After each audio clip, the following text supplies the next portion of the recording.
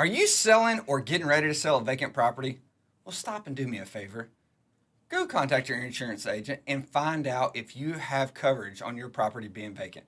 Why, you ask? Well, some insurance policies won't cover if you have issues whenever a property is vacant.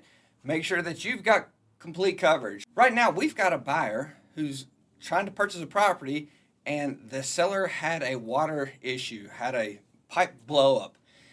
Had to pull out some tiles and everything else. Well, the tiles from 1970. So guess what? Seller's going to have to come out of pocket because the insurance doesn't cover it. Even though they had a regular homeowner's insurance policy on the property, guess what?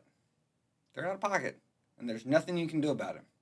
North Carolina offer to purchase actually states that if there's an issue with a property, that the buyer has the opportunity to either A, have it fixed the way it was during the time of the contract, or B, take the insurance money.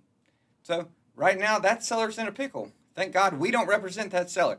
But everybody who's getting ready to sell, let us know. We'll be glad to talk to your insurance agent, make sure that you've got the right coverage for your property.